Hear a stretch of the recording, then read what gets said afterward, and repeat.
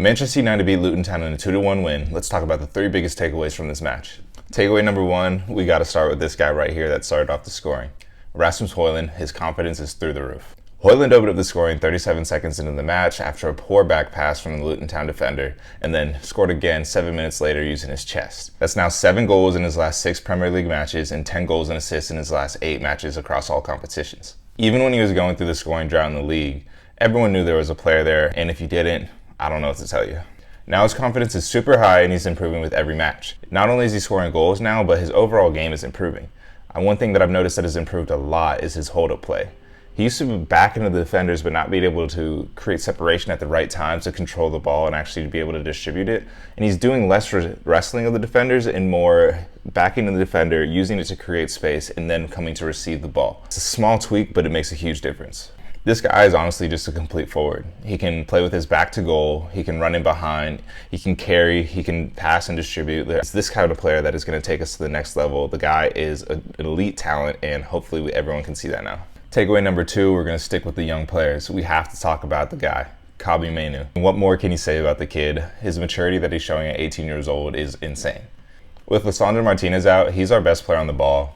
By far. Him and Bruno Fernandes are the only players that I've noticed in the last couple games that are able to put their foot on the ball and really just take the sting out of the game a little bit, slow things down. Bruno is only doing that half the time. Kobbie's able to do that every single time he touches the ball. I've said this before on my Twitter. My favorite part about Kobbie's game is that he's not just super technically gifted. He's intelligent. The way he reads the game is super special for his age. He's not just looking for space, but he's able to influence the game and create space with his movements. He's dribbling to areas of the pitch that's then drawing defenders, so that when he distributes the ball to another player, that player has more time on the ball. He's drawing defenders and then creating space for the player that he's then passing the ball to. I love that Kobbie's finally getting his flowers. You've been seeing the Kobbie Mainoo hype through our academy for the last 1.5 to 2 years. Everyone knew this was going to be a special player, but he's really breaking out onto the scene, and he's doing so in a way that's causing rival fans to even take notice. Ian Wright was even tweeting about him, saying he deserves to be in the next England squad, and I agree completely. I would love to see Kobbie Mainoo, Jude Bellingham at the 10, and Declan Rice as a holding midfielder in the Euros, but I doubt Southgate lets that happen. My last takeaway is going to be a two-part. It's got a positive and a negative end, but we're going to talk about the way of play of our team and then the structural issues that we have. With the players that we have, I understand why Ten Hag really wants to go for this transitional-based game plan. A lot of end-to-end games, a lot of counter-attacking, and not so much control with possession on the ball. After going 2-0 up really early, we failed to control the game because we kept playing so direct. And we play Casemiro. It's almost like every single pass he takes is forward. It's a high reward option, but it's also a high risk option. It causes end-to-end matches, and I think it's a big reason why Casemiro picked up a yellow card trying to defend transitions, and then same thing with Harry Maguire. Ten Hag's structure is not the best when it comes to rest defense. He had the same issues at Ajax, and we see the same issues here at United. You noticed it in the game against Wolves in the first game of the season, but really you see it against every single team that we play. We're open on counterattacks. We don't quite have the personnel to cover the huge gaps in midfield that we leave when we're sending runners forward to go for our counterattacking approach. Just to give some perspective here, at about 30 minutes in, Luton Town had 68% possession to our 32%.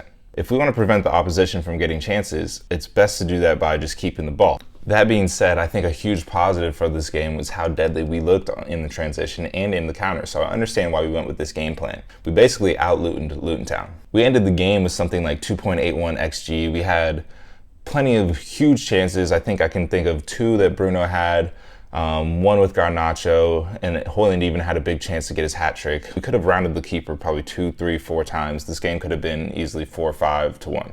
My only concern is that might not be a sustainable approach at the top level, but I understand why we're doing it now. I want to give credit where credit's due. In the first half, we were a little out of control. It was end-to-end, and it felt like Luton could really nick a goal at any moment. But in the second half, we were much more in control of the game. We were able to slow things down more. We began building a little bit from the back a bit better. And Johnny Evans was honestly great in his cameo when he came in for Harry Maguire. Varane and him were great box defenders. They knew where to position themselves, and it never really felt like Luton was going to get a big chance again. But yeah, that's it. Those are my 3 takeaways. HOJLUND's on fire, Kobbie Mainoo's a baller, and I like our way of play for right now, but I am worried about the long term. Let me know what you guys thought of the game below. If you had any same takeaways or if you disagree with any of the points, I'd love to hear. I'm always down to talk footy, especially Manchester United. Also, give me your thoughts on what you think about the Fulham match, FA Cup, and then the City-Manchester derby coming up. All right, peace.